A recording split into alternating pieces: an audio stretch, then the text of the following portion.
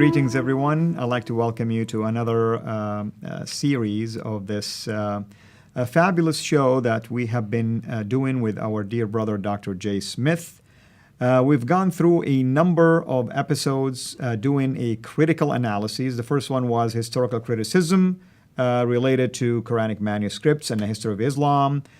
We've done a historical criticism of Mecca, historical criticism of the direction of prayer or Qibla.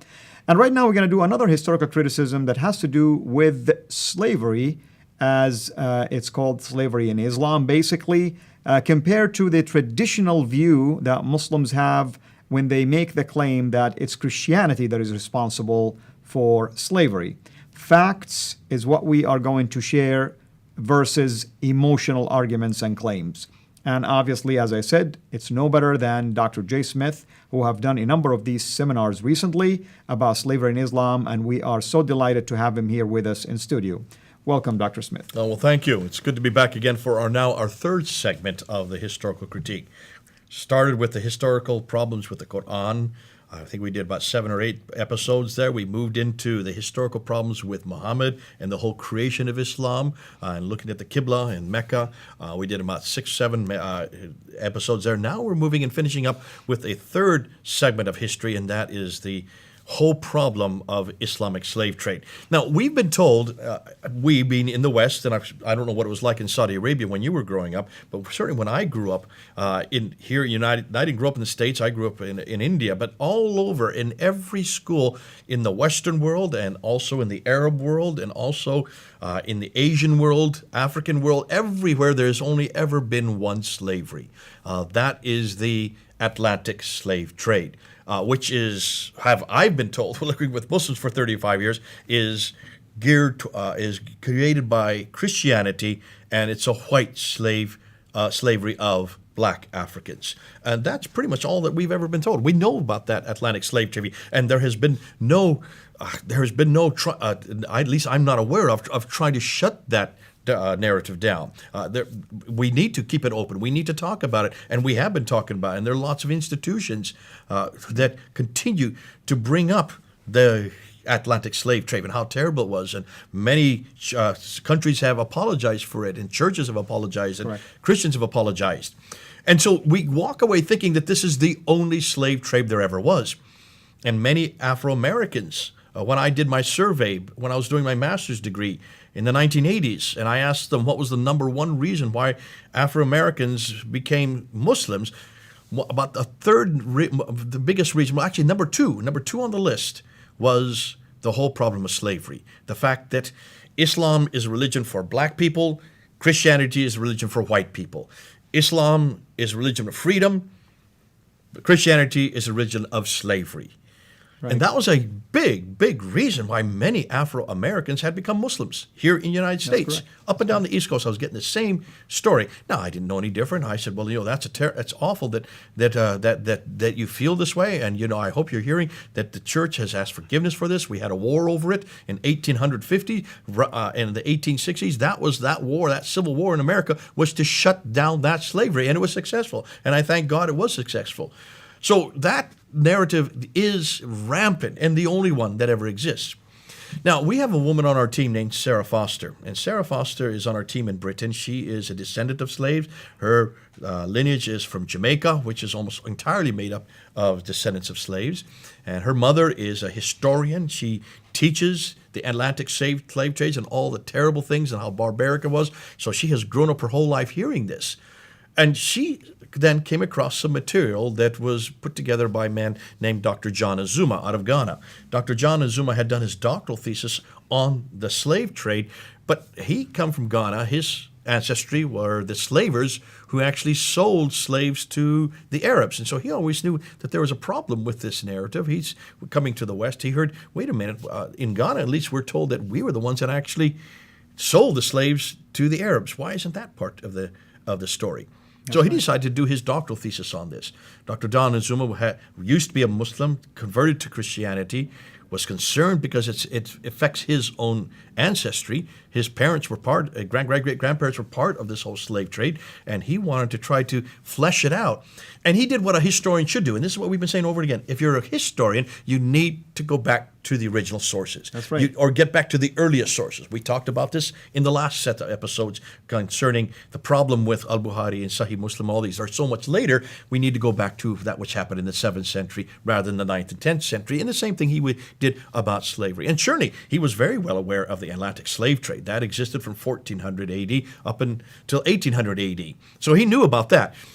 What he had not heard about, though, was the African slave trade on the east coast of Africa. Now, before we even get into all of that, let's just look at some definitions. If you put up on the screen there, you will see defining slavery. There is the complete freedom to work and live wherever is on one side. On the other side is chattel slavery, and in the middle are sweatshop workers. I want to make clear that those who are watching these videos or know, we're not talking about that which is on the left, nor are we talking about sweatshop workers. That's not the slavery we're talking about. We're talking about chattel slavery.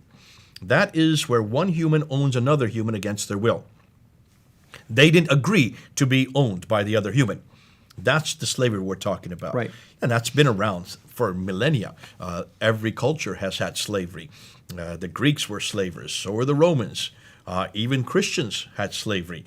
Paul talks about it in Philemon. We're going to come to that at the very end. So certainly slavery is nothing new.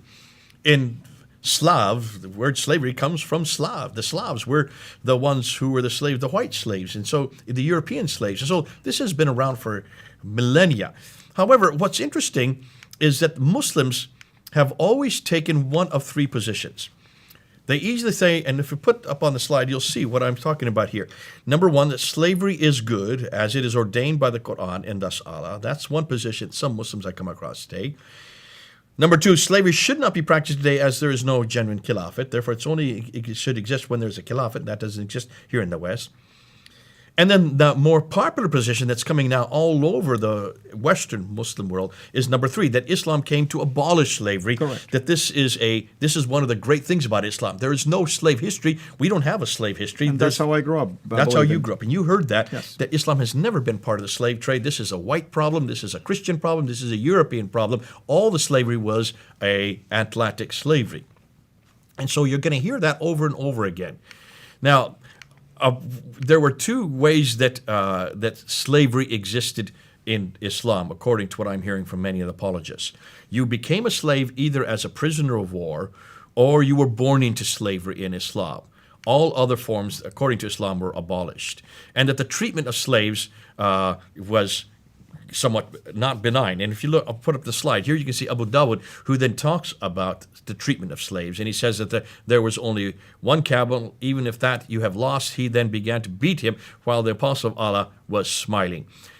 You can see that's the best you're going to get on how they treated slavery. But whenever I got into this discussion with Muslims, I always wanted to find out, well, let's go back to the Book of the Man. We always go back to the Book of the Man. We've said that everywhere to really define what Islam is. So to go to the man, you need to go to Muhammad's own example. And you need to ask what Muhammad did with slaves. And when you look at what Muhammad did with slaves, you need to go back to his sayings.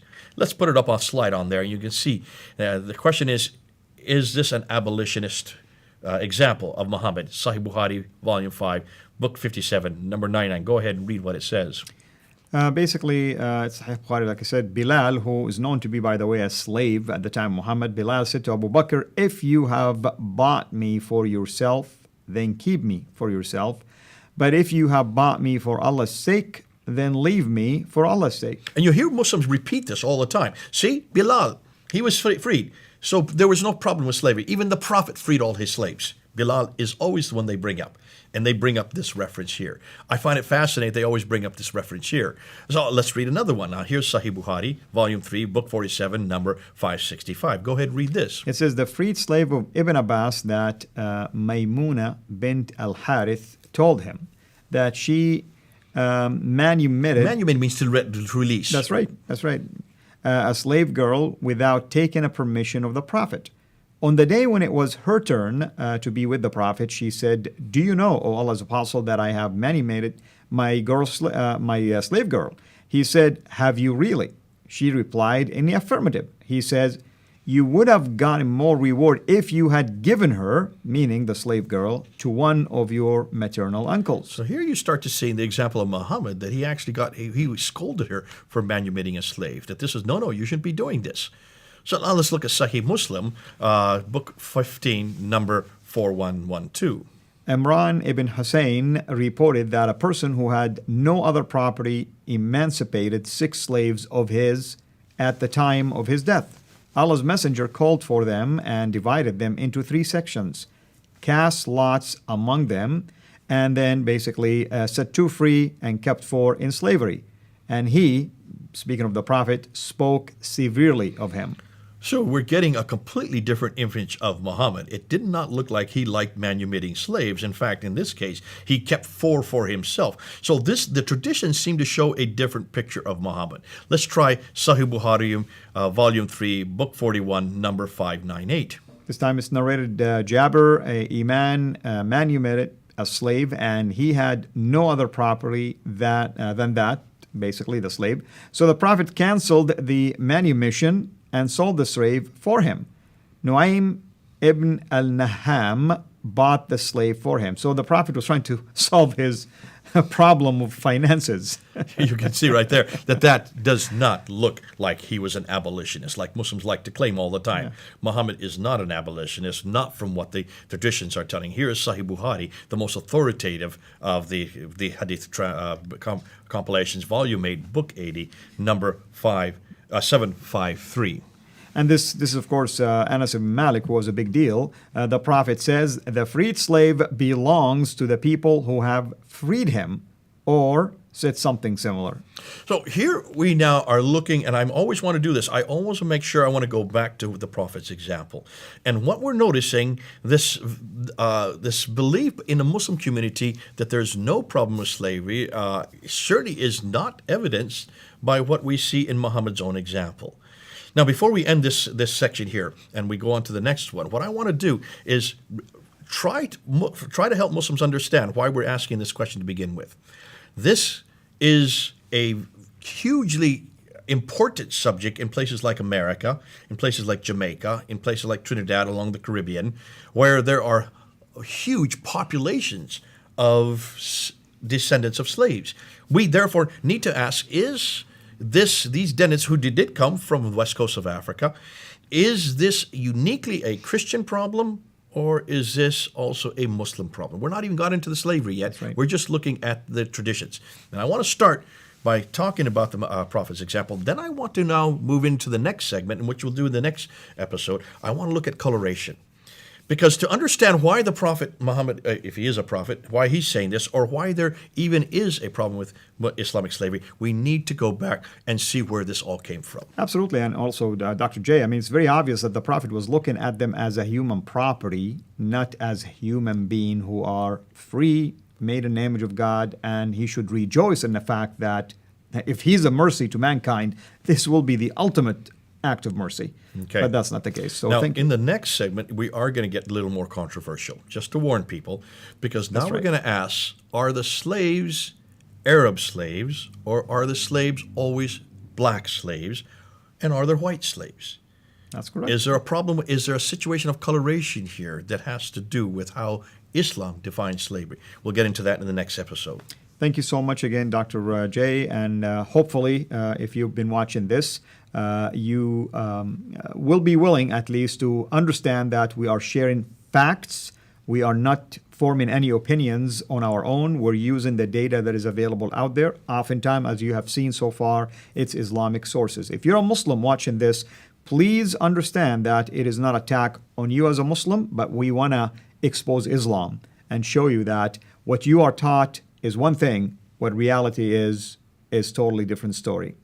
Hopefully, you will join us for part 2. Until we meet again, have a blessed day. Thanks for watching. Make sure to like and subscribe so that you don't miss future videos. And please consider becoming a patron on patreon.com/Sierra International.